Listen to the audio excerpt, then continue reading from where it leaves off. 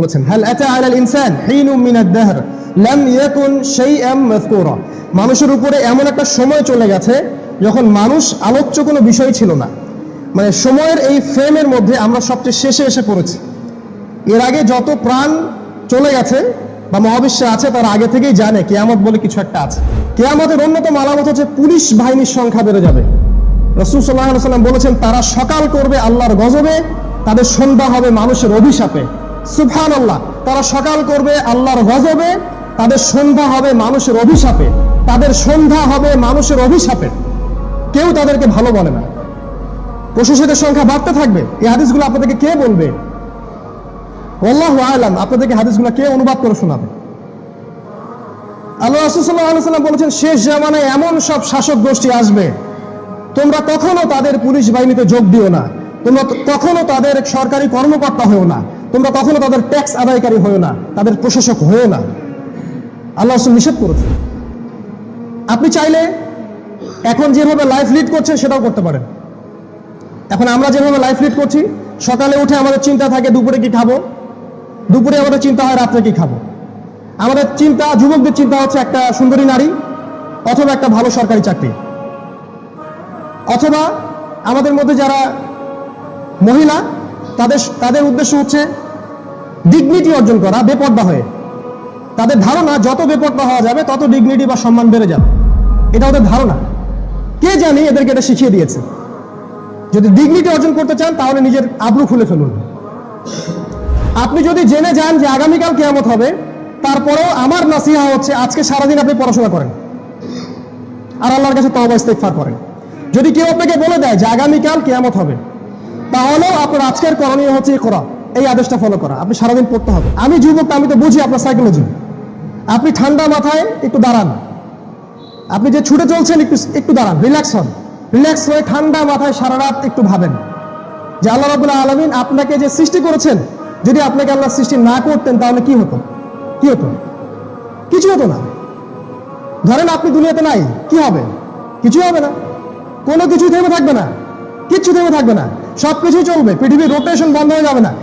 অতএব আপনি কেন এত প্রেশার নিচ্ছেন? একটা সময় আমার জীবনের উদ্দেশ্য ছিল আমি বাংলাদেশ ক্রিকেট টিমের ওপেনিং ব্যাটসম্যান হব। আমি আমার জীবনে 10টা বছর ঢেলে দিয়েছিলাম। Even I was very close. আমি আন্ডার 19 পর্যন্ত খেলেছি। একটা সময় গিয়ে আমার বুঝ এটা এসেছে যে এটা আমার জীবনের উদ্দেশ্য না। আল্লাহ পাক এই জন্য আমাকে সৃষ্টি করেননি। হয়তো বা আল্লাহ পাক আমার দ্বারা কিছু চাচ্ছেন। আল্লাহ আমাকে একটা সুযোগ দিয়েছে, একটা অপরচুনিটি। 30 বছর, 40 বছর বা 50 বছর, এর বেশি সময় হয়তো আপনি পাবেন না। এর বেশি সময় আমরা পাবো না। আমাদের বৃদ্ধদের মতো আমরা হয়তো বুড়ো হওয়ার সময় পাবো না। ওয়াল্লাহি, এটা সত্যি বলছি। তার সামনে আমাদের ভয়ঙ্কর সময় আছে। যদি আপনি এখন সচেতন না হন, আপনার জীবনের উদ্দেশ্য ফিক্স করতে না পারেন, সমস্যা আছে। আমাদের যুবকদের প্রধান সমস্যা হচ্ছে তারা তাদের জীবনের উদ্দেশ্য ফিক্স করতে পারেনি।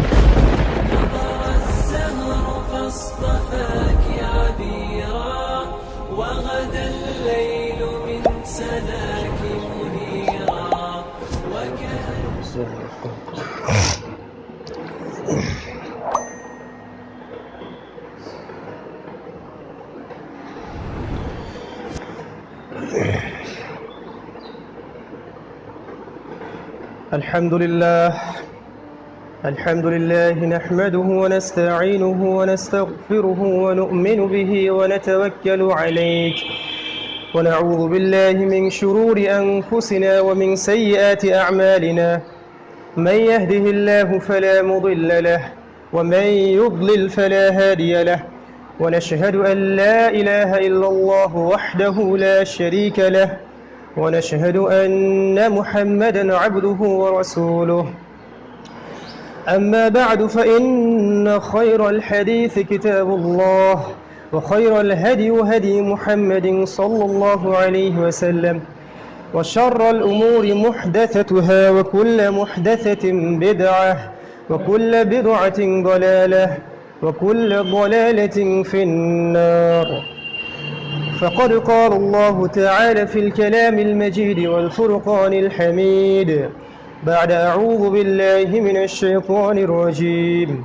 بسم الله الرحمن الرحيم. يا أيها الذين آمنوا اتقوا الله يا أيها الذين آمنوا اتقوا الله حق تقاته ولا تموتن إلا وأنتم مسلمون فقال رسول الله صلى الله عليه وسلم القرآن حجة لك أو عليك যাবতীয় হামদ ও সানাহ সে আল্লাহ সুবহানাহু ওয়া তাআলার জন্য, যে আল্লাহ রাব্বুল আলামিন আজকে জুমার দিনে আমাদেরকে সুস্থ শরীরে মসজিদে এসে জুমার খুতবা শ্রবণ এবং সালাত আদায়ের নিমিত্তে একত্রিত করেছেন। আমরা সকলেই অন্তরের অন্তঃস্থল থেকে শুকরিয়া আদায় করি, আলহামদুলিল্লাহ। অতঃপর যাবতীয় দরুদ এবং সালাম মহান আল্লাহ প্রেরিত সর্বশেষ এবং চূড়ান্ত নবী, মানবতার মুক্তির দূত মুহাম্মদুর রাসূলুল্লাহ সাল্লাল্লাহু আলাইহি ওয়াসাল্লামের প্রতি আমরা সংক্ষিপ্ত আকারে দরুদ পাঠ করি। আল্লাহুম্মা সাল্লি আলাইহি আল্লাহুম্মা বারিক আলাইহি। সম্মানিত মসজিদের মুসল্লিবৃন্দ, আজকের সংক্ষিপ্ত সময়ের জুমার খুতবায় আমার আলোচ্য বিষয় আখিরুজ জামান বা শেষ জামানা এবং মুমিনের করণীয়। এই বিষয়ে খুব সংক্ষিপ্ত সময়ে কিছু সারগর্ভ কথা আপনাদের সামনে উপস্থাপন করার চেষ্টা করব ইনশাআল্লাহ। ওয়া মা তাওফীকি ইল্লা বিল্লাহ আলাইহি তাওয়াক্কালতু ওয়া ইলাইহি উনীব। রব্বি ইশরাহ লি সাদরি ওয়া ইয়াসসির লি আমরি ওয়াহলুল উকদাতাম মিন লিসানি ইয়াফকাহু কওলি। আউযু বিকালিমাতিল্লাহি আত-তাম্মাতি মিন শাররি মা খালাক। আসলে ব্যাপারটা এতই ব্যাপক যে একটা জুমার খুতবায় আখিরুজ জামান সম্পর্কে আলোচনা করে শেষ করা কখনোই সম্ভব নয়, এবং এর সাথে মুমিনের কি করণীয় এটা যখন জুড়ে দিচ্ছি তখন আমার হিসাব মতে কমপক্ষে 1 মাস এই বিষয়ে বক্তব্য রাখার প্রয়োজন আছে, কমপক্ষে 4টা জুমা। তারপরেও আমি খুব সংক্ষিপ্তভাবে শেষ জামানায় আমরা যে আছি এর প্রমাণ কি, এর আলামতগুলো কি এবং এই জামানায় আমাদের করণীয় কি, এই বিষয়ে খুব সংক্ষিপ্ত একটা আলোচনা আপনাদের সাথে আমি শেয়ার করব ইনশাআল্লাহ। প্রথমেই বলে রাখছি যে আল্লাহ রাব্বুল আলামিন এবং তার রাসূল মুহাম্মদ সাল্লাল্লাহু আলাইহি ওয়াসাল্লামের মাধ্যমে আমরা যা জেনেছি, কোরআন এবং হাদিসে যা আছে, এর মাঝে কিছু বিষয় আছে সরাসরি আর কিছু বিষয় আছে রূপক। অর্থাৎ কোরআন এবং হাদিসে এমন যে আয়াতগুলো, যে হাদিসগুলো আমরা পাঠ করি প্রতিদিন, এগুলো মূলত দুভাগে বিভক্ত। আয়াতুম মুতাশাবিহাত, যেগুলো স্পষ্ট, যেগুলোর ব্যাখ্যা আমরা স্পষ্টভাবে করতে পারি, আর কিছু আছে যেগুলো অস্পষ্ট, রূপক অর্থে, যেগুলোর ব্যাখ্যা সরাসরি কোরআন এবং হাদিসে আসেনি। এটা ব্যাখ্যার বা ফিকহি আলোচনার দরজাটা খোলা আছে। মূলত এখানেই উম্মার মতভেদের কারণটা শুরু হয়। এক একজনের ব্যাখ্যা এক এক রকম হয়, একই বিষয়ে একাধিক আলেমের ব্যাখ্যা এক এক রকম হয়, তখন দেখা যায় বিভিন্ন মাযহাব, বিভিন্ন দল ও ফেরকা তৈরি হয়। তো আমরা প্রথমত সরাসরি কনসেপ্টে আলোচনা করব ইনশাআল্লাহ। রূপক বিষয়গুলো আমরা খুব কমই জোর দিচ্ছি। এটা আগে বলে রাখলাম এ কারণে যে আল্লাহ রাব্বুল আলামিন সর্বপ্রথম যে কাজটা করেছেন সেটা হলো তিনি কলম সৃষ্টি করেছেন। আল্লাহ সুবহানাহু ওয়া তাআলা কলম সৃষ্টি করেছেন। তখন কিছুই ছিল না, না এই মহাবিশ্ব, না আমরা যেখানে আছি সেই পৃথিবী। এই কলম সৃষ্টি করে আল্লাহ রাব্বুল আলামিন সর্বপ্রথম কলমকে বলেছিলেন যে উক্তুব, তুমি লেখা শুরু করো। আর কলম বলেছিল মাযা আকতুব, আমি কি লিখব। আল্লাহ রাব্বুল আলামিন বলেছিলেন কিয়ামত পর্যন্ত যা কিছু হবে সবকিছু লাওহে মাহফুজের মধ্যে লিখে ফেলো। এই কলম কিন্তু এখন পর্যন্ত আল্লাহ রাব্বুল আলামিনের হুকুমগুলো লিখছে। যার একটা দলিল আমি দিচ্ছি। মেরাজের রাতে যখন রাসূলুল্লাহ সাল্লাল্লাহু আলাইহি ওয়াসাল্লাম আল্লাহ রাব্বুল আলামিনের সাথে সাক্ষাৎ করেন, তার সামনে আল্লাহ রাব্বুল আলামিন কথোপকথন করেন, যখন রাসূল সাল্লাল্লাহু আলাইহি ওয়াসাল্লাম সিদরাতুল মুনতাহা পার হয়েছিলেন, তখন তিনি বলেছেন এরপরে আমি এমন একটা জায়গা অতিক্রম করছিলাম যেখানে লাওহে মাহফুজের কলমের লিখার খসখস শব্দ আমি শুনতে পাচ্ছিলাম। কলম সেই মুহূর্তেও আল্লাহ রাব্বুল আলামিনের হুকুম লিখায় ব্যস্ত ছিল। এখান থেকে বোঝা যাচ্ছে যে কিয়ামত পর্যন্ত যা হবে তা এখন পর্যন্ত কন্টিনিউয়াসলি লেখা হচ্ছে। এখান থেকে আরেকটা দলিল বের করা যায়, সেটা হলো এই যে সৃষ্টির শুরু থেকেই শেষ দিনটা পর্যন্ত কিন্তু সময়টা নির্ধারিত। ইবলিসকে যখন তাড়িয়ে দেওয়া হয়, ইবলিস বলেছিল যে আমাকে কিয়ামত পর্যন্ত অবকাশ দিন।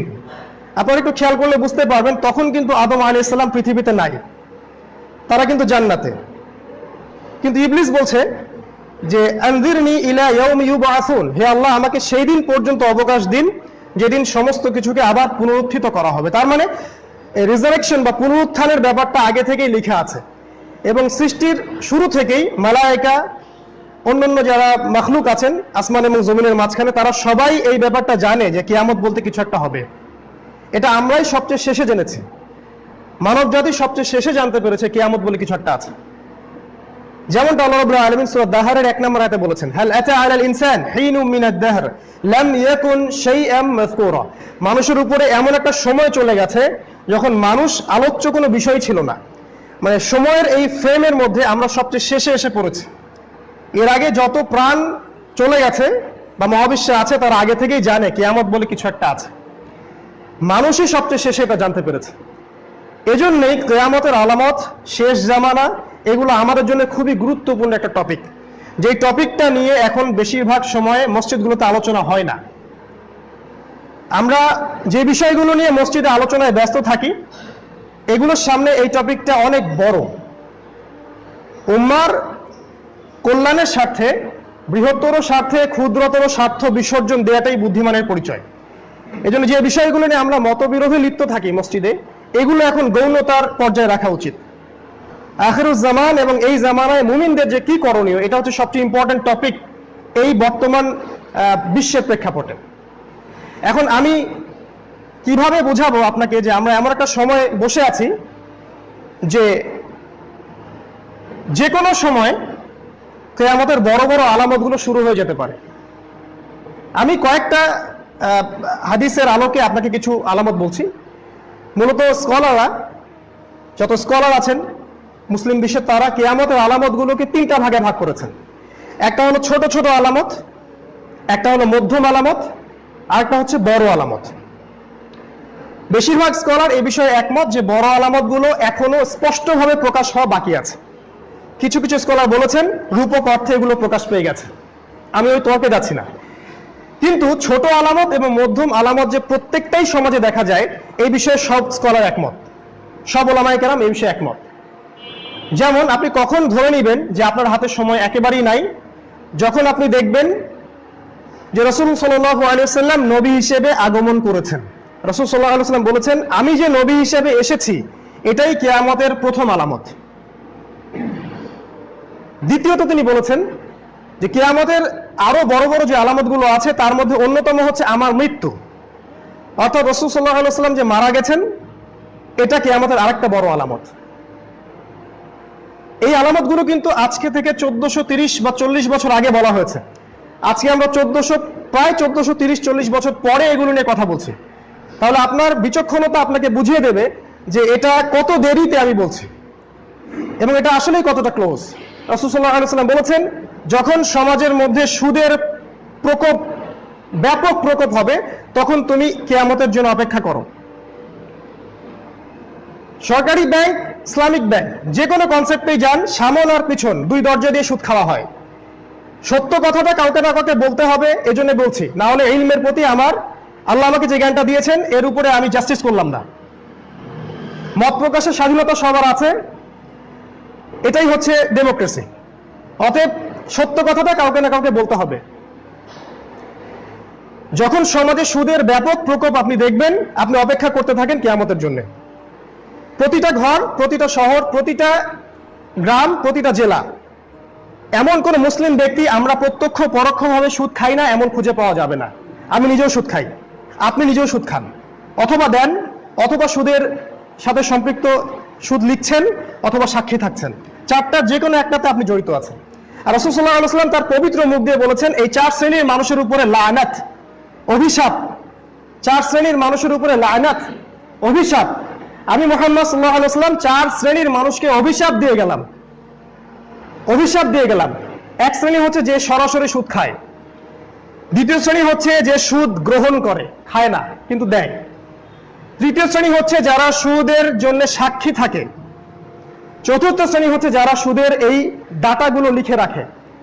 এই 4 শ্রেণীর মধ্যে পুরো ব্যাংকিং সিস্টেম পড়ে যাবে, কেউ আমরা এর বাইরে নই। তওবা, ইস্তেগফার এবং এগুলো থেকে বের হওয়া ছাড়া আপনার কাছে কোনো রাস্তা নাই, আমার কাছে কোনো রাস্তা নাই। রাসূল সাল্লাল্লাহু আলাইহি ওয়াসাল্লামের পবিত্র জবানে অভিশাপ, এটা আপনি চিন্তা করতে পারবেন না। রাসূল সাল্লাল্লাহু আলাইহি ওয়াসাল্লাম আনাস বিন মালিককে লক্ষ্য করে বলেছিলেন, আল্লাহুম্মা বারিক লাহু ফীমা আতাইতাহু, আল্লাহুম্মা বারিক লাহু ফি রিজকিহি ফি মালিহি ফি ওয়ালাদিহি। হে আল্লাহ, আপনি আনাস বিন মালিকের রুজিতে বরকত দিন, তার রিজিকে বরকত দিন, তার সন্তান সন্ততি বৃদ্ধি করুন, তাকে আপনি যা দিয়েছেন সবকিছুতে বরকত দিন। এটা হচ্ছে দোয়া, রাসূল সাল্লাল্লাহু আলাইহি ওয়াসাল্লামের দোয়া, মুখ থেকে একটা দোয়া। সবচেয়ে শেষে যে সাহাবী ইন্তেকাল করেছেন তাদের মধ্যে আনাস রাদিয়াল্লাহু আনহু একজন ছিলেন। তার মাল, তার সম্পদ, তার বয়সে এত বারাকা হয়েছিল যেটা অন্য সাহাবীদের হয়নি। এটা হচ্ছে দোয়ার বরকত।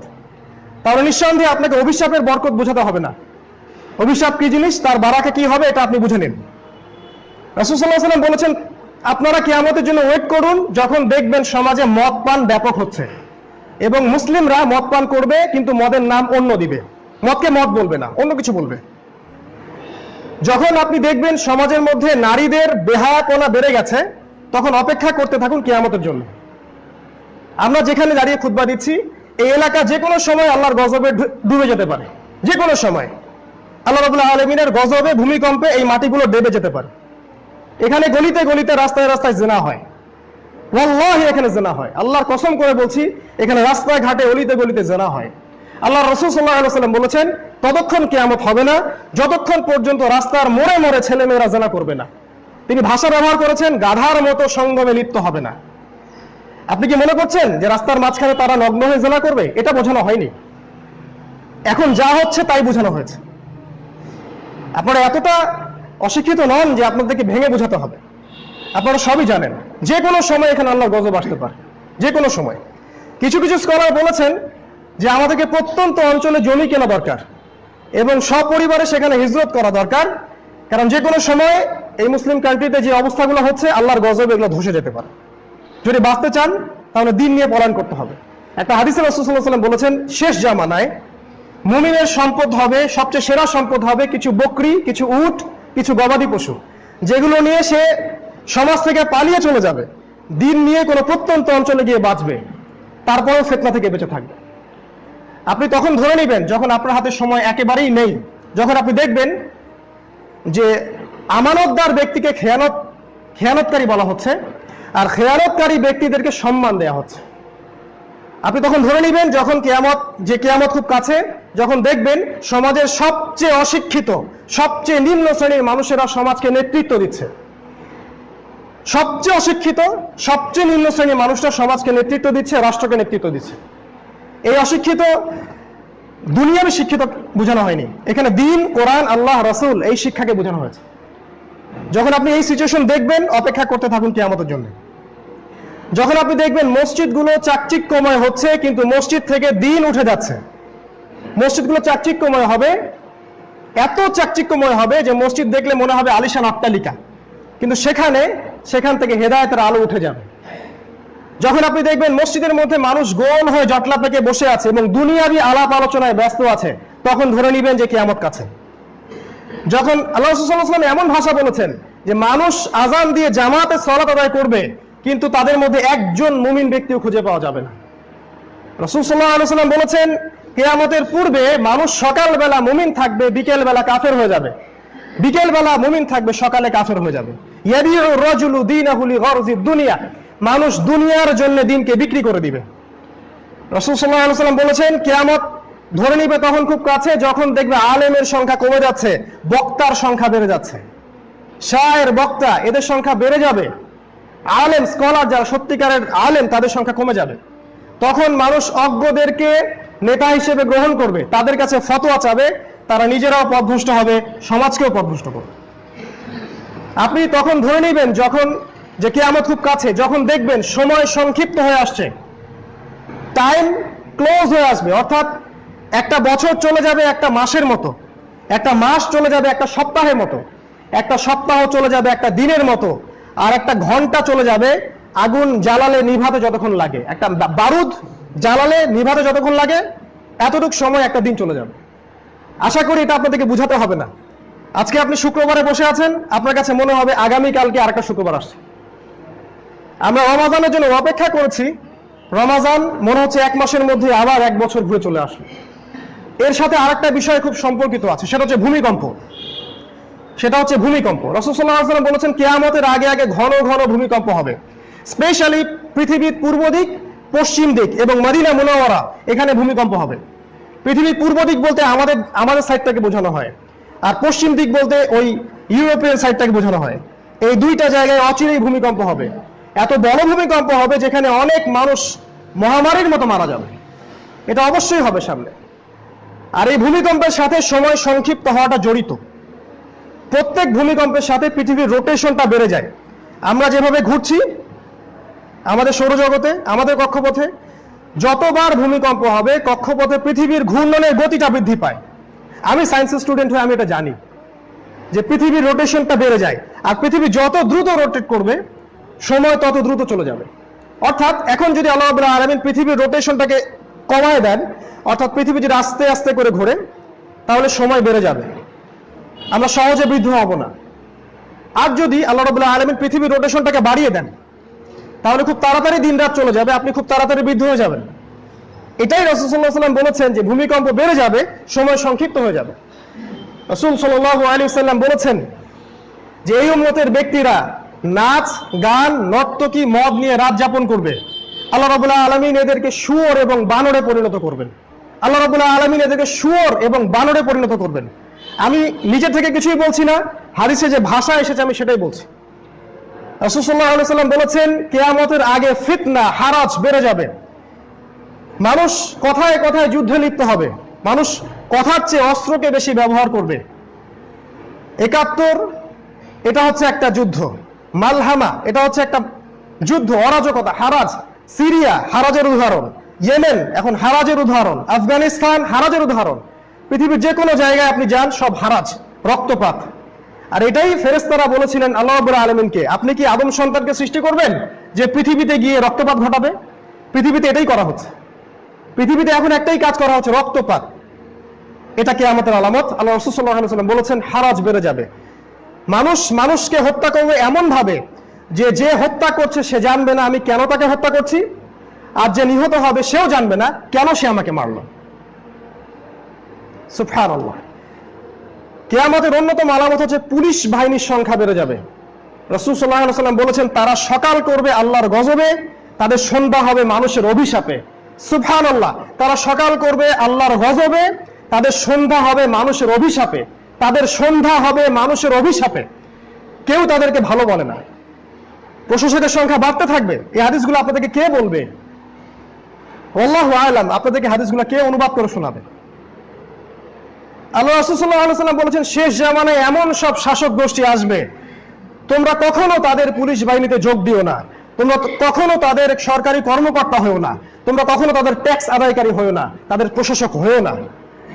আল্লাহ রাসূল নিষেধ করেছে।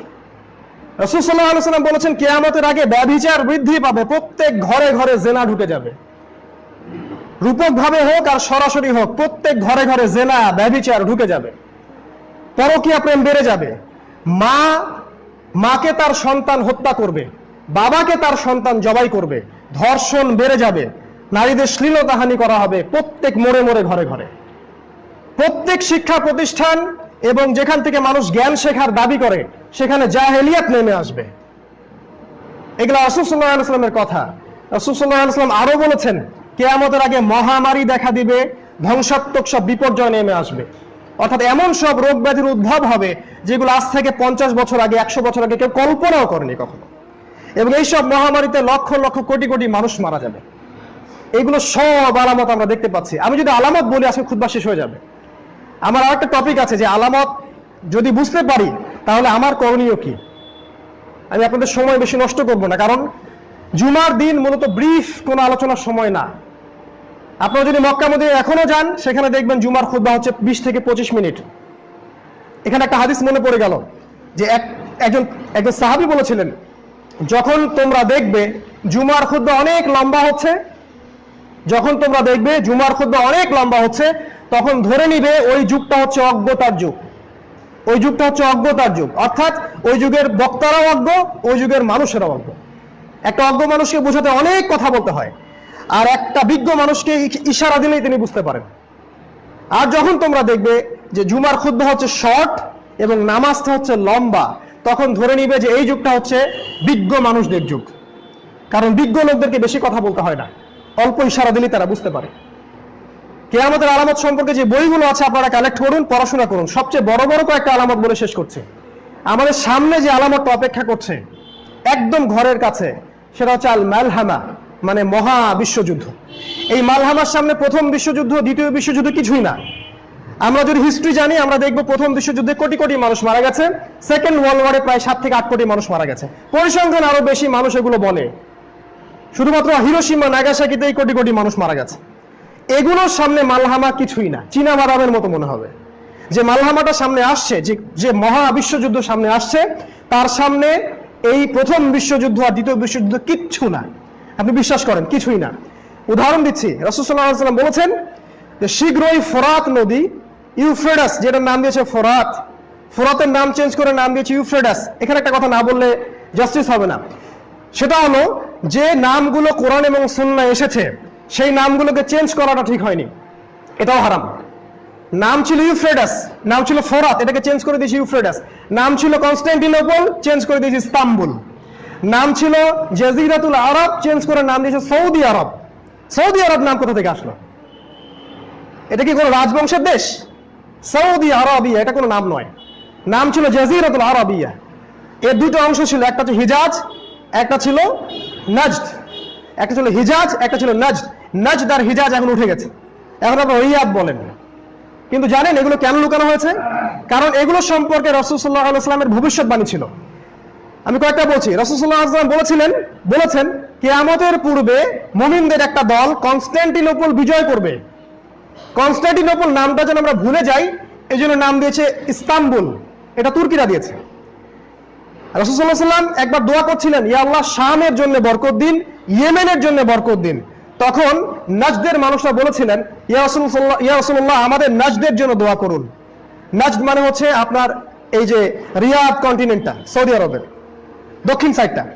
তখন রাসূল সাল্লাল্লাহু আলাইহি ওয়াসাল্লাম বলেছিলেন নাজদের জন্য দোয়া, নাজদ থেকে তো ফিতনা বের হবে, নাজদের জন্য ধ্বংস, নাজদ থেকে তো শয়তানের শিং বের হবে। এখন এই হাদিসগুলো আমরা গোপন করেছি, নাজদ নামটা উঠিয়ে দিয়েছি। এভাবেই পরিভাষাগুলো চেঞ্জ করা হয়েছে। ঠিক একইভাবে এই যে ফোরাত, এটাকে চেঞ্জ করা হয়েছে, এই নামটা চেঞ্জ করে ইউফ্রেটাস নাম দেওয়া হয়েছে।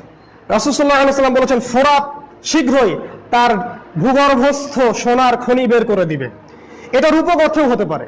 সোনার খনির জন্য আমরা অনেকে ওয়েট করছি যে সোনার একটা পাহাড় বের হবে, তারপরে যুদ্ধ হবে। এটা নাও হতে পারে। সোনা দিয়ে হয়তো বা রাসূল সাল্লাল্লাহু আলাইহি ওয়াসাল্লাম এমন কোন পদার্থ বুঝিয়েছেন যেটা সোনার চেয়েও বেশি দামি, আর আমরা এখন সেটা জানি, সেটা হচ্ছে তেল। আর এই তেলকে কেন্দ্র করেই ইন্দো আমেরিকান যে শক্তি, তার ইরাকে হামলা চালিয়েছে। সত্য কথা কাউকে না কাউকে বলতে হবে। তাদের উদ্দেশ্য একটাই, মুসলিমদের সম্পদ আত্মসাৎ করা, মুসলিম নারীদেরকে ধর্ষণ করা, মুসলিমদেরকে কতল করা। এবং এই বিষয়ে তারা সবাই ঐক্যবদ্ধ, শুধু আমরাই মুসলিমরা বিভক্ত। তো শীঘ্রই ফোরাত থেকে এই তেলের খনি বা এই সোনার খনিগুলো বের হবে, এবং এগুলো অ্যাচিভ করার জন্য, গ্র্যাব করার জন্য এই ফোর্সগুলো যুদ্ধে লিপ্ত হবে। যুদ্ধের বর্ণনা রাসূল সাল্লাল্লাহু আলাইহি ওয়াসাল্লাম দিয়েছেন যে এই যুদ্ধে 100 জনের মধ্যে 99টা মানুষ মারা যাবে, অর্থাৎ শতকরা 99% মানুষ এই যুদ্ধগুলোতে মারা যাবে। এবং যে ব্যক্তি বেঁচে থাকবে সে আশা করবে যে আমি হচ্ছে সেই ব্যক্তি যে এই সম্পদ পাবো। এবং এই জন্য রাসূল সাল্লাল্লাহু আলাইহি ওয়াসাল্লাম বলেছেন মুসলিমরা, মুমিনরা যেন ওই সম্পদের দিকে হাতও না বাড়ায়, তারা যেন এটা ভুলে যায়। এই যে মালহামা বা তৃতীয় বিশ্বযুদ্ধ বলে যেটা আমি বলছি, যেটা আসছে, সেটার উদ্দেশ্যই হচ্ছে মুসলিমদের প্রপার্টি। এখানে মূলত কয়েকটা দেশ একত্রিত হবে। রাসূল সাল্লাল্লাহু আলাইহি ওয়াসাল্লাম বলেছেন যে মুসলিমদের সাথে শীঘ্রই ইউরোপিয়ানরা চুক্তি ভঙ্গ করবে। এখন তারা যুদ্ধবিরতির চুক্তিতে আছে, শীঘ্রই তারা চুক্তি ভঙ্গ করবে এবং তারা 80টা পতাকা নিয়ে মুসলিমদের সাথে যুদ্ধ করবে। 80টা পতাকা। রাসূল সাল্লাল্লাহু আলাইহি ওয়াসাল্লাম পতাকাগুলোর চেহারা পর্যন্ত দেখেছিলেন, নামও বলে গেছেন, কিন্তু সেগুলো বললে আমাদের গর্দান থাকবে না। রাসূল সাল্লাল্লাহু আলাইহি ওয়াসাল্লাম একদিন সকাল থেকে সন্ধ্যা পর্যন্ত আলোচনা করেছেন, লেকচার দিয়েছেন, ফজরের পর থেকে নিয়ে মাগরিব পর্যন্ত। তিনি বলে গেছেন কিয়ামতের আগের দিন পর্যন্ত কি হবে। কিন্তু কোন সাহাবী সেই পুরো হাদিসটা একবারে বর্ণনা করেননি। অনেকে ভুলে গেছেন, অনেকে ইচ্ছা করেই করেননি। কারণ আবু হুরায়রা রাদিয়াল্লাহু আনহু বলেছিলেন যে আমি যদি ওই হাদিসের কিছু অংশ বিশেষ বলতে যাই আমাকে কতল করে ফেলা হবে। সবকিছু তিনি বলে গেছেন কি হবে না হবে আল্লাহর হুকুমে। মুসলিমদের বিরুদ্ধে 80টা দেশ যুদ্ধে লিপ্ত হবে। রাসূল সাল্লাল্লাহু আলাইহি ওয়াসাল্লাম বলেছেন তাদের প্রত্যেকটা দেশের সাথে 12,000 করে সৈন্য থাকবে। 8 বারং 96, 9,60,000 সৈন্য মুসলিমদের সাথে শীঘ্রই যুদ্ধ করবে। কত সালের মধ্যে আমি বলতে পারবো না, 5 বছর, 10 বছর, 20 বছর, এটা আমি বলবো না, এটা বলার অধিকার আমার নাই, আমি গায়েবের খবর জানি না, কিন্তু এটা জানি এটা খুবই শীঘ্রই। কত বছর আল্লাহু আলাম। এগুলো হচ্ছে মালহামা, এই মালহামা প্রিপারেশন, এটা নিঃসন্দেহে নিউক্লিয়ার ওয়ার হবে। এখানে রাশিয়া ইনভলভ থাকবে ইনশাআল্লাহ, ইনশাআল্লাহ ওরা ইনভলভ থাকবে, এখানে ব্রিটেন ইনভলভ থাকবে, এখানে ইতালি ইনভলভ থাকবে, ফ্রান্স ইনভলভ থাকবে, এখানে আমেরিকা থাকবে ইনভলভ, এখানে মুসলিম কান্ট্রিগুলো ইনভলভ থাকবে। শেষমেশ এই যুদ্ধের পরিস্থিতিতে যেটা হতে পারে ধারণা, এটা একটা হাইপোথিসিস, আমি শিওর বলতে পারবো না, কিন্তু আমেরিকার এই দাপট শেষ হয়ে যাবে। এর পরের পরাশক্তি হিসেবে পৃথিবীতে আসবে ইসরায়েল। মুসলিমদের জন্য এটা সুসংবাদ নয়, দুঃসংবাদ। এবং এরাই দজ্জালের উপাসনা করবে। এদেরকে নিশ্চিহ্ন করার জন্য আল্লাহ রাব্বুল আলামিন মাহদীকে পাঠাবেন, যখন আরব পেনিনসুলার মধ্যে গন্ডগোল লেগে থাকবে। এই বিষয়গুলো আপনাদেরকে কে বলবে? আল্লাহ পাক আপনাদেরকে দ্বীনের জ্ঞান অর্জন করার তৌফিক দান করুন, পড়াশোনা করার তৌফিক দান করুন।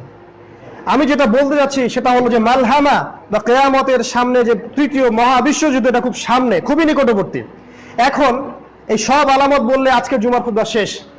আমি কয়েকটা আলামত আপনাকে খোরাক দিলাম, আপনি পড়াশোনা করে জেনে নিন। এখন আপনি কি করবেন? এই সিচুয়েশনে আপনার করণীয়টা কি? আপনি চাইলে এখন যেভাবে লাইফ লিড করছেন সেটাও করতে পারেন। এখন আমরা যেভাবে লাইফ লিড করছি, সকালে উঠে আমাদের চিন্তা থাকে দুপুরে কি খাবো, দুপুরে আমাদের চিন্তা হয় রাত্রে কি খাবো। আমাদের চিন্তা, যুবকদের চিন্তা হচ্ছে একটা সুন্দরী নারী, অথবা একটা ভালো সরকারি চাকরি, অথবা আমাদের মধ্যে যারা মহিলা তাদের উদ্দেশ্য হচ্ছে ডিগনিটি অর্জন করা বেপর্দা হয়ে। তাদের ধারণা যত বেপর্দা হওয়া যাবে তত ডিগনিটি বা সম্মান বেড়ে যাবে, এটা ওদের ধারণা। কে জানি এদেরকে এটা শিখিয়ে দিয়েছে। যদি ডিগনিটি অর্জন করতে চান তাহলে নিজের আব্রু খুলে ফেলুন। কে দেখে আপনাদের গোশতের টুকরাগুলা? এইসব প্রতিটা মেয়ের সাথে একটা করে জিন শয়তান আছে, প্রত্যেকটাই মেয়ের সাথে একটা করে জিন শয়তান আছে, এবং অবশ্যই তারা জিনগ্রস্ত, এটা আমি প্রমাণ করতে পারবো। কেউ যদি আমাকে চ্যালেঞ্জ করে, তারা অবশ্যই জিনগ্রস্ত। এবং এখানকার ইউথ যারা আছেন, ইউথ জেনারেশন যারা আছেন, তাদের একটা মানে মহাপ্রলয় তাদের মধ্যে ঘুরপাক খায়। সেটা হলো হতাশা, তাদের বেকারত্ব, তাদের হতাশা, তাদের পরিবারের চাপ, তাদের একটা চাকরির সন্ধান, তারা কিভাবে কিছু টাকা আর্ন করবে, দিন নিয়ে তাদের কোনো ফিকির নাই। আল্লাহ তাদেরকে যে সময় দিয়েছেন, তাদের যৌবন দিয়েছেন, এটা নিয়ে তাদের কোনো ফিকির নাই। কেন জানি তারা একটা মোহের পিছনে ছুটছেন, যে মোহটা পশ্চিমারা আপনাকে দিয়েছে। আপনার সেলফোন থেকে ল্যাপটপ পর্যন্ত, নেট থেকে শুরু করে আপনার পড়ার টেবিল পর্যন্ত সব কিছুই ইউরোপিয়ানরা নিয়ন্ত্রণ করছে। আপনি কোথায় যান, কি করেন, কতবার স্মার্টফোন স্ক্রল করেন, সবকিছু ইউরোপিয়ানদের কাছে ডাটা আছে। আপনি জানেন না যে ফেসবুকের মাধ্যমে আপনার ডাটাগুলো সবার কাছে আছে, এবং তারা আপনার মানসিকতা নিয়ে খেলছে। তারা জানে যে আপনি কি ধরনের মাইন্ডেড মানুষ। নাহলে একটা গেম দিয়ে একজন মানুষকে আত্মহত্যা করানো যেত না, তারা আপনাকে কিনে নিয়েছে। আমাদের যুবকদেরকে এগুলো কে বুঝাবে? কে তাদের সাথে এগুলো নিয়ে কথা বলবে? আমাদের যুবকরা ক্যারাম খেলছে, দাবা খেলছে। সুবহানাল্লাহ, আল্লাহ পাক আপনাকে এই যৌবনটা দিয়েছেন শুধুমাত্র তার ইবাদত করার জন্য। আল্লাহ আপনাকে কিয়ামতের মাঠে জিজ্ঞাসা করা হবে আপনার যৌবন সম্পর্কে। প্রতিটা দিন, প্রতিটা রাত আপনি কিভাবে পার করেছেন।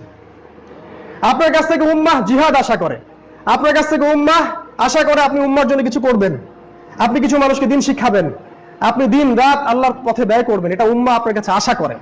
আপনি ছুটছেন আপনার গার্লফ্রেন্ডের পিছনে। সুবহানাল্লাহ, সে আপনাকে কি দিবে? তাকে যদি আপনি পেয়েও যান, আপনি কখনো সুখী হবেন না। আজকে আমার টপিক না, এটা নয় যে পারিবারিক বিষয়। আমি পারিবারিক বিষয়, প্যারেন্টিং সম্পর্কে আপনাদের সাথে আরেকদিন কথা বলবো ইনশাআল্লাহ, যদি সুযোগ হয়। আমি যেটা বলছি যে আমাদেরকে যে মোহের মধ্যে আকর্ষিত করে রাখা হয়েছে, এটাও রাসূল সাল্লাল্লাহু আলাইহি ওয়াসাল্লাম বলে গিয়েছিলেন যে তোমাদের সামনে আমি দাজ্জালের চেয়ে বেশি যে জিনিসটা ভয় পাই সেটা হচ্ছে দুনিয়া। দুনিয়ার মোহ, চাকচিক্য, তোমরা ডুবে যাবে। রাসূল সাল্লাল্লাহু আলাইহি ওয়াসাল্লাম বলেছেন যে সমস্ত কুফফাররা তোমাদের বিরুদ্ধে ঐক্যবদ্ধ হবে এমন ভাবে, যেমন ভাবে একটা দস্তরখানায় মানুষ খেতে বসে। সাহাবীরা অবাক হয়ে জিজ্ঞাসা করেছিলেন, ইয়া রাসূলুল্লাহ, আমাদের কি শক্তি কম থাকবে তখন? তিনি বলেছিলেন, না, তোমরা সংখ্যায় প্রচুর হবে কিন্তু তোমরা হবে আবর্জনার মতো। তোমরা সংখ্যায় প্রচুর হবে কিন্তু তোমরা হবে আবর্জনার মতো। তোমাদের অন্তরে আল্লাহ রাব্বুল আলামিন ওয়াহান ঢেলে দিবেন, সাহাবীরা জিজ্ঞেস করেছিলেন ওয়াহান কি? রাসূল সাল্লাল্লাহু আলাইহি ওয়াসাল্লাম বলেছিলেন ওয়াহান হচ্ছে দুনিয়ার মোহ আর মৃত্যুর ভয়। তোমরা আল্লাহর পথে জীবন দিতে চাইবে না। এই দুইটা জিনিস যখন তোমাদের মধ্যে পেয়ে বসবে, তখন কাফেররা তোমাদেরকে কুচি কুচি করে কেটে ফেলবে, এখন যেটা হচ্ছে। এবং এটা কাটতেই থাকবে যতক্ষণ না আল মাহদি, ইমাম আল মাহদি বের হন, ততক্ষণ পর্যন্ত আপনারা মার খেতেই থাকবেন। যদি এখন চান যে এখান থেকে বের হওয়ার কি পথ, আমি কয়েকটা পয়েন্ট আপনাদের সাথে বলতে পারি। আল্লাহ রাব্বুল আলামিন আমাদেরকে কিয়ামতের এই আলামতগুলো সম্পর্কে সচেতন হওয়ার তৌফিক দান করুন, আমাদের জীবনের উদ্দেশ্য ফিক্স করার তৌফিক দান করুন, আমাদেরকে সেইভাবে প্রস্তুতি নেওয়ার তৌফিক দান করুন। আল্লাহুম্মা আমিন।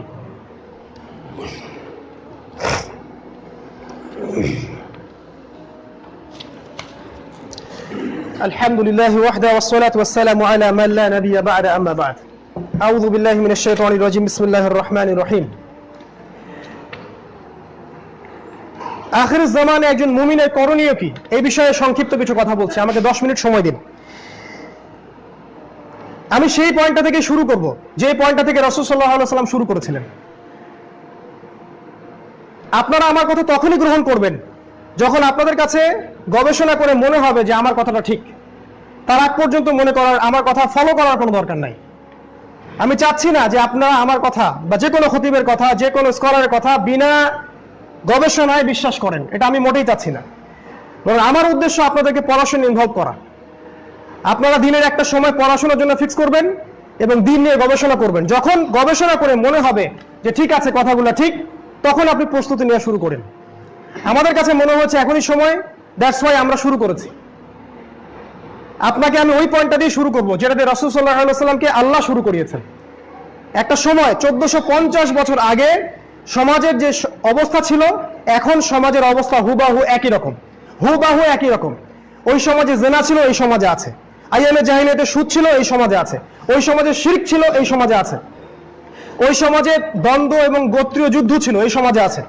ওই সমাজে মাদক ছিল, এই সমাজে আছে। প্রত্যেকটা বিষয় এই সমাজে আছে যা আইয়ামে জাহিলিয়া ছিল। ওই সময় আল্লাহ রাব্বুল আলামিন তার নবীকে প্রথম যে কথাটা বলেছেন সেটা এটা ছিল না যে সালাত আদায় করো, সেটা এটা ছিল না যে কুরআন তেলাওয়াত করো, সেটা এটাও ছিল না যে শিরিক করো না, সুদ খেও না, জিনা করো না। এগুলো কিছুই আল্লাহ বলেননি। আল্লাহ প্রথম যে কথাটা বলেছেন সেটা হচ্ছে ইকরা, পড়ুন। এটা তো আপনারা অনেকেই জানেন। আল্লাহ রাব্বুল আলামিন প্রথম যে ওহীটা করেছেন সেটা হচ্ছে ইকরা বিসমি রাব্বিকাল্লাযী খালাক, পড়ুন আপনার রবের নামে যিনি আপনাকে সৃষ্টি করেছেন। আপনি যদি জেনে যান যে আগামীকাল কিয়ামত হবে, তারপরেও আমার নসিহা হচ্ছে আজকে সারাদিন আপনি পড়াশোনা করেন আর আল্লাহর কাছে তওবা ইস্তেগফার করেন। যদি কেউ আপনাকে বলে দেয় যে আগামীকাল কিয়ামত হবে, তাহলেও আপনার আজকের করণীয় হচ্ছে ইকরা, এই আদেশটা ফলো করা। আপনি সারাদিন পড়তে হবে। শেষ জামানায় একটা হাদিস আছে, শেষ জামানায় মানুষ আমল দিয়ে ঈমান টিকিয়ে রাখতে পারবে না। শেষ জামানায় মানুষ সকালে মুমিন থাকবে, বিকেলে কাফের হয়ে যাবে। বিকেলে কাফের থাকবে, সকালে মুমিন হবে।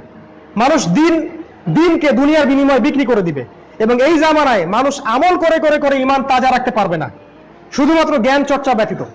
যত বেশি জ্ঞানের চর্চা হবে তত বেশি ঈমান তাজা হবে। অতএব প্রথম নসিহত হচ্ছে ইকরা। আল্লাহ যেটা বলেছেন সূরা আলাকের 1 থেকে 5 নম্বর আয়াতে, পড়তে হবে। কি পড়বেন, কিভাবে পড়বেন, সবকিছু ডিটেইলস বলার সময় নেই, তবে আমি বলছি পয়েন্টগুলো। আপনাকে পড়তে হবে আল কোরআন, আল কোরআনের অর্থ, আল কোরআনের তিলাওয়াত, আল কোরআনের ভাষা, আল কোরআনের ব্যাখ্যা। আপনাকে আরবি ভাষা শিখতে হবে, সময় লাগুক 1-2 বছর। বিসিএস ক্যাডার হওয়ার জন্য আপনারা অনেকেই পড়াশোনা করছেন। আপনি যতটা পরিশ্রম বিসিএস ক্যাডার হওয়ার জন্য করছেন, তার চেয়ে বেশি পরিশ্রম আপনাকে ইসলামিক স্কলার হওয়ার জন্য করতে হবে। তখনই আপনি আল্লাহর হক আদায় করেছেন। নচেত আপনি স্রেফ একজন দুনিয়া পূজারী ছাড়া আর কিছুই নন। আপনি ওই চাকরি চাচ্ছেন শুধু দুনিয়ার জন্য, আর কিছু না, জাস্ট ফর একটা জব, আর কিছু না। যতটা পরিশ্রম আপনি বিসিএস ক্যাডার হওয়ার জন্য করছেন, তার চেয়ে বেশি পরিশ্রম আপনাকে করতে হবে দিন শেখার জন্য। কারণ দিন শেখাটা হচ্ছে প্রথম ফরজ। আমাদের প্রথম ফরজ নামাজ নয়, নো। আমাদের প্রথম ফরজ রমজান মাসে রোজা রাখা না। 10 বছর বয়স হলে নামাজ পড়তে হয়, এটারও আগে ওহী করা হয়েছে। আপনি পড়েন আপনার রবের নামে যিনি আপনাকে সৃষ্টি করেছেন, আগে পড়তে হবে। আর এখান থেকে মুসলিম উম্মাহ সবচেয়ে দূরে সরে গেছে বলেই আজকে আমাদের এই অবস্থা হয়েছে। আপনাকে পড়তে হবে কোরআন, আপনাকে পড়তে হবে হাদিস, আপনাকে পড়তে হবে রাসূল সাল্লাল্লাহু আলাইহি ওয়াসাল্লামের জীবনী A to Z। কোন দিন রাসূল কি করেছেন সেটা আপনাকে জানতে হবে। যদি জিজ্ঞাসা করা হয় বাংলাদেশ ক্রিকেট টিমে এবার বিশ্বকাপে কারা কারা চান্স পেয়েছে, আপনি গড়গড় করে বলে দিতে পারবেন। যদি আমি জিজ্ঞাসা করি রাসূল সাল্লাল্লাহু আলাইহি ওয়াসাল্লামের তৃতীয় স্ত্রীর নাম কি, বলতে পারবেন না আপনি। আমি চ্যালেঞ্জ করলাম, বলতে পারবেন না আপনি। আপনাকে যদি জিজ্ঞেস করা হয় রাসূল সাল্লাল্লাহু আলাইহি ওয়াসাল্লাম বদরের যুদ্ধ কোন মাসে করেছেন, কোন হিজরিতে, আল কোরআনে কতজন নবীর নাম আছে, আপনাকে যদি জিজ্ঞেস করা হয় কোরআনে সবচেয়ে বেশি কোন নবীর আলোচনা এসেছে, মুহাম্মদ শব্দটা কোরআনে কয়বার আছে, আপনি বলতে পারবেন না। বাট আপনাকে যদি আমি জিজ্ঞেস করি বলিউডের 10 জন তারকার নাম বলেন, আপনি পারবেন। আপনাকে যদি জিজ্ঞেস করি যে বাংলাদেশ ক্রিকেট টিমের টেস্ট দলের অধিনায়কের নাম কি, আপনি পারবেন। এমনকি তার ওয়াইফের নাম আপনি বলতে পারবেন। এটা আমাদের চরম একটা সাফল্য আমি বলবো আর কি, দুনিয়াবি সাফল্য। সো পড়তে হবে আপনাকে, এই বিষয়গুলো পড়তে হবে, কোরআন, হাদিস, সিরাহ, এরপরে হচ্ছে ফিকহ। আহলুল হাদিস কমিউনিটির একটা সমস্যা আছে, সেটা হচ্ছে তারা ফিকহ পড়তে চায় না। এই কারণেই দেখা যায় যে তারা মুস্তাহাব বিষয়গুলো নিয়ে তর্ক করে, ফরজ বিষয়গুলো ছেড়ে দেয়। একটা মুস্তাহাব বিষয় নিয়ে তর্ক করে মসজিদ ভাগ হয়ে যায়, সেখানে ফরজ ঐক্যটা বিনষ্ট হয়ে যায়। কিন্তু এই মুস্তাহাব আমলটার চেয়ে ওই ফরজটা যে বেশি ইম্পর্টেন্ট ছিল, এই বেসিক মানে কমন সেন্সের অভাবে তারা ভোগে। সত্য কথা কাউকে না কাউকে বলতে হবে। আপনি তখনই আমার কথা গ্রহণ করবেন যখন আপনার কাছে মনে হবে কথাটা ঠিক, তার আগে গ্রহণ করার দরকার নেই। ফিট করতে হবে আপনাকে, কোনটা ফরজ, কোনটাকে আপনি বেশি প্রায়োরিটি দিবেন, তারপরে কোনটা, তারপরে কোনটা, তারপরে কোনটা। আপনাকে আরো পড়তে হবে ইসলামিক হিস্ট্রি, একদম রাসূল সাল্লাল্লাহু আলাইহি ওয়াসাল্লামের জীবনের শেষ থেকে নিয়ে আজ পর্যন্ত, কমপক্ষে প্রথম বিশ্বযুদ্ধ পর্যন্ত কি হয়েছে, অটোমান খেলাফত ধ্বংসের আগ পর্যন্ত আপনাকে পড়তে হবে। না হলে আপনি হতাশায় ভুগবেন, আপনার কাছে মনে হবে যে উম্মার অবস্থা খুব খারাপ। এর চেয়ে অনেক খারাপ অবস্থা আগে চলে গেছে, অনেক খারাপ অবস্থা আগে চলে গেছে। আপনাকে আরো পড়তে হবে সাম্প্রতিক বিশ্ব, মুসলিম বিশ্বের এবং সারা বিশ্বের কোথায় কি হচ্ছে, প্রত্যেকটা কারেন্ট অ্যাফেয়ার্স, প্রত্যেকটা নতুন বিশ্ব, প্রত্যেক দিনের নিউজ আপনাকে দেখতে হবে। নচেত এমন হবে আপনার ঘরের সামনে ফিতনা চলে আসছে, আপনার ঘরের দরজায়, আপনি টের পাবেন না। এই বিষয়গুলো পড়ুন। এই জন্য আল্লাহ রাব্বুল আলামিন প্রথমে বলেছেন পড়ুন। আপনাকে ফিতনার সময় পড়তে হবে। 2, জ্ঞান অনুযায়ী আমল করতে হবে। জ্ঞান অনুযায়ী আমল করতে হবে। এটা হচ্ছে সূরা আল ইমরানের 102 নম্বর আয়াতের ব্যাখ্যা।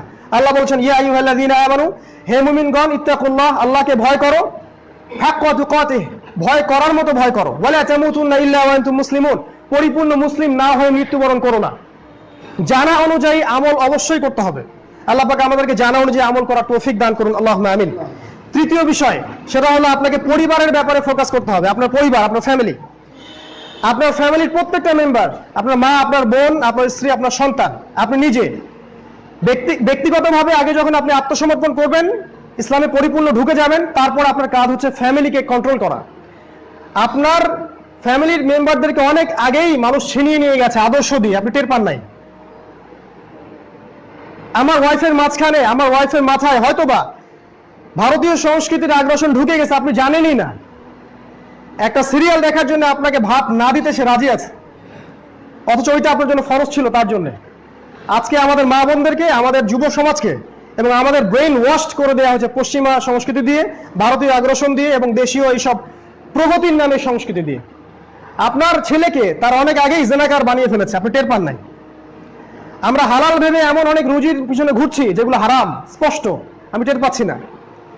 অতএব পরিবারের ব্যাপারে সচেতন হন। আল্লাহ রাব্বুল আলামিন সূরা তাহরিমের 6 নম্বর আয়াতে বলেছেন যে কু আনফুসাকুম ওয়া আহলিকুম নারা, হে মুমিনগণ, তোমরা নিজেরা জাহান্নামের আগুন থেকে বাঁচো, তোমাদের পরিবার বর্গকে বাঁচাও, এটা আপনার দায়িত্ব। আপনাকে সমাজ, দেশ, রাষ্ট্র নিয়ে এখন চিন্তা করতে হবে না, আপনি পরিবারকে নিয়ে চিন্তা করেন। আপনার ছেলে, আপনার মেয়ে, আপনার স্ত্রী, আপনার সন্তান। আমাদের পরবর্তী প্রজন্মের জন্য কিছু করে যান, যাতে করে তারা এমন একটা প্রজন্ম হয়ে গড়ে ওঠে যারা মুসলিম উম্মাহকে নেতৃত্ব দিতে পারবে।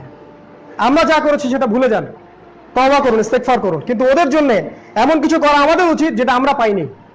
আল্লাহ তৌফিক দান করুন, আল্লাহুম্মা আমিন।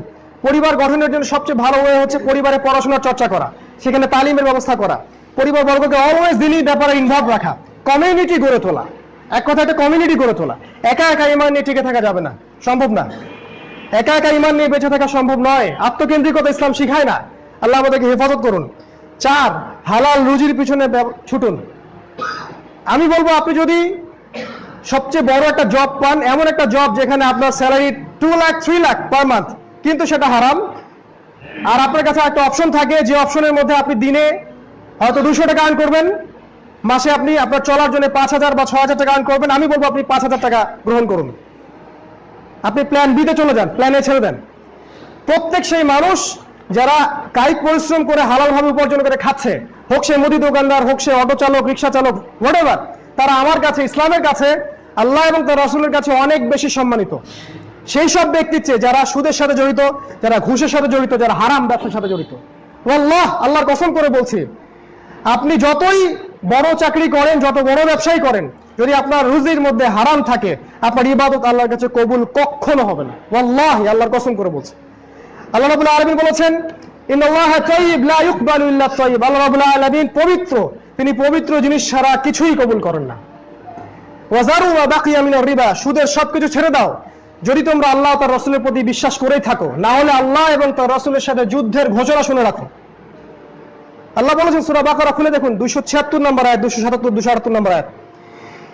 তিনটা পাপ আছে সুদের: মায়ের সাথে জেনা করা, আল্লাহ তার রাসূলের সাথে যুদ্ধ করা, 36টা মেয়েকে ধর্ষণ করলে যে পাপ হয়, 1 দিরহাম সুদ খেলে সে পাপ হয়। রুজির পিছনে ছুটুন যেটা হালাল, শশা বিক্রি করেন, অটো চালান, সবজির ব্যবসা করেন, হোয়াটএভার, কোনো সমস্যা নাই, কিন্তু হারাম রুজির পিছনে ছুটবেন না। আল্লাহ আপনার ওই রিজিকের মধ্যে বারাকা দিবেন যেটা ওইখানে দিবেন না। 4, 5, যৌবনকে মূল্যায়ন করেন। এখানকার যারা যুবক আছেন তাদের প্রতি আমার নসিহা, আমিও একজন যুবক, আমার নসিহা আপনাদের প্রতি এটাই, নিজের জীবনের উদ্দেশ্যটা সম্পর্কে চিন্তা করেন। কেন আপনাকে আল্লাহ সৃষ্টি করেছেন এটা নিয়ে সারা রাত ভাবেন। হয়তো আপনার মনে কোনো কষ্ট আছে, হয়তো বা হতাশা আছে, পারিবারিক চাপ আছে, আপনার চাকরি নাই, বেকারত্ব আছে। আমি যুবক, আমি তো বুঝি আপনার সাইকোলজি। আপনি ঠান্ডা মাথায় একটু দাঁড়ান, আপনি যে ছুটে চলছেন একটু দাঁড়ান, রিল্যাক্স হন, রিল্যাক্স হয়ে ঠান্ডা মাথায় সারা রাত একটু ভাবেন যে আল্লাহ রাব্বুল আলামিন আপনাকে যে সৃষ্টি করেছেন, যদি আপনাকে আল্লাহ সৃষ্টি না করতেন তাহলে কি হতো? কি হতো? কিছু হতো না। ধরেন আপনি দুনিয়াতে নাই, কি হবে? কিছুই হবে না, কোনো কিছুই থেমে থাকবে না, কিচ্ছু থেমে থাকবে না, সবকিছুই চলবে, পৃথিবীর রোটেশন বন্ধ হয়ে যাবে না। অতএব আপনি কেন এত প্রেশার নিচ্ছেন? আপনাকে আল্লাহ সৃষ্টি করেছেন যৌবন কালটা আল্লাহর পথে ব্যয় করার জন্য, আর এখানে আপনি পরিপূর্ণ শান্তি খুঁজে পাবেন। অ্যাকোস্টিক গিটারের মধ্যে শান্তি নাই, ক্যারাম দাবা লুডুর মধ্যে শান্তি নাই। শান্তি, ইনার পিস, যেটা প্রশান্তি, সাকিনা, সেটা কিন্তু এগুলোর মধ্যে নাই। এটা টেম্পোরারি, একটু ভালো লাগে, তারপরে আবার হতাশা হয় না এরকম? আমি কি সত্যি বলছি না? আমি তো যুবক, একটা সময় আমার জীবনের উদ্দেশ্য ছিল আমি বাংলাদেশ ক্রিকেট টিমের ওপেনিং ব্যাটসম্যান হব। আমি আমার জীবনে 10টা বছর ঢেলে দিয়েছিলাম। এবার আই ওয়াজ ভেরি ক্লোজ, আমি আন্ডার 19 পর্যন্ত খেলেছি। একটা সময় গিয়ে আমার বুঝ এটা এসেছে যে এটা আমার জীবনের উদ্দেশ্য না। আল্লাহ পাক এই জন্য আমাকে সৃষ্টি করেননি। হয়তো বা আল্লাহ পাক আমার দ্বারা কিছু চাচ্ছেন, আল্লাহ আমাকে একটা সুযোগ দিয়েছে, একটা অপরচুনিটি, 30 বছর, 40 বছর বা 50 বছর। এর বেশি সময় হয়তো আপনি পাবেন না, এর বেশি সময় আমরা পাবো না। আমাদের বৃদ্ধদের মতো আমরা হয়তো বুড়ো হওয়ার সময় পাবো না। ওয়াল্লাহি, এটা সত্যি বলছি, কারণ সামনে আমাদের ভয়ঙ্কর সময় আছে। যদি আপনি এখন সচেতন না হন, আপনার জীবনের উদ্দেশ্য ফিক্স করতে না পারেন, সমস্যা আছে। আমাদের যুবকদের প্রধান সমস্যা হচ্ছে তারা তাদের জীবনের উদ্দেশ্য ফিক্স করতে পারেনি। তারা আসলেই জানে না তারা কি চাচ্ছে। আপনি আমাকে বিশ্বাস করেন, তারা আসলেই জানে না তারা কি চাচ্ছে। একটা পর্যায়ে গিয়ে আপনার মনে হবে যেটা ভুল, ট্র্যাক ওয়াজ ভুল, রং ট্র্যাক, আপনার ভুল মনে হবে। ওই সময়টা যেন অনেক দেরি না হয়ে যায়, এজন্য এখনই ঠান্ডা মাথায় চিন্তা করেন আল্লাহ পাক আপনার কাছে কি চান। আপনার মাঝে পোটেনশিয়াল আছে, সম্ভাবনা আছে, আপনি ওটাকে আল্লাহর পথে কাজে লাগান।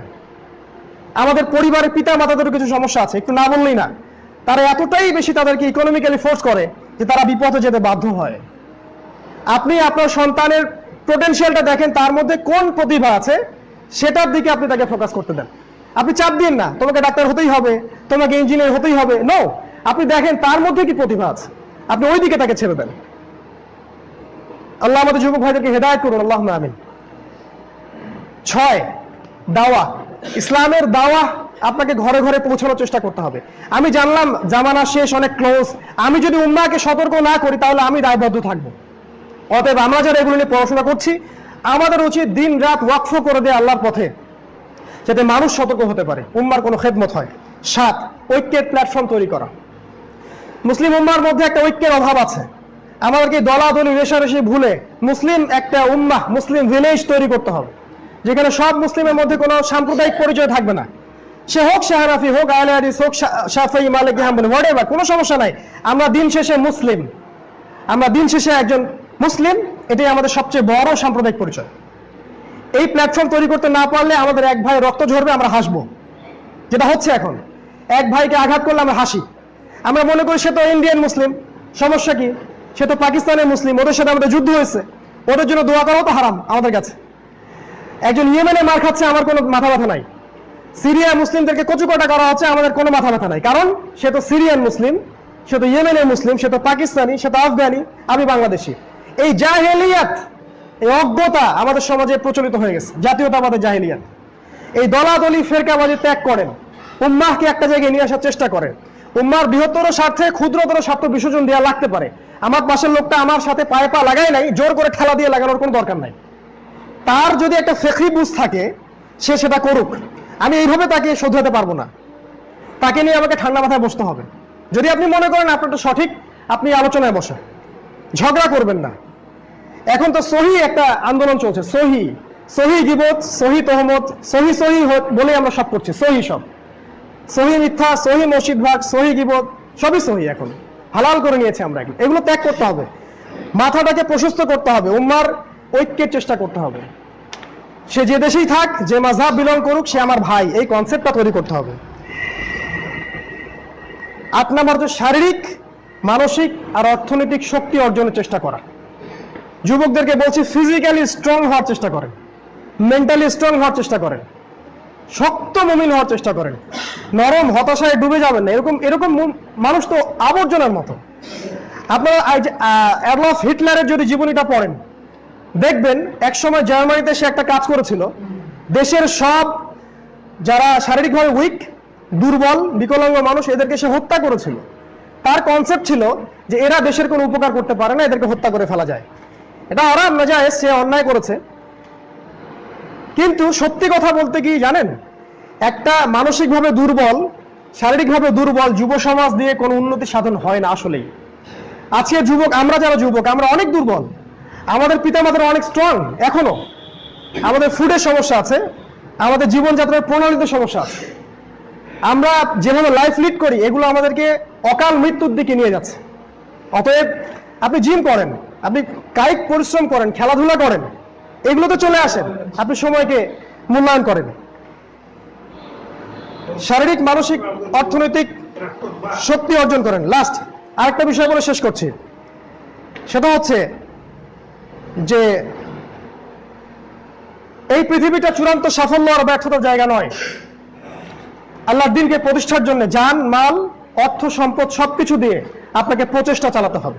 এটাই মূলত জিহাদ ফি সাবিলিল্লাহ, এটাই হচ্ছে জিহাদের ব্যাখ্যা।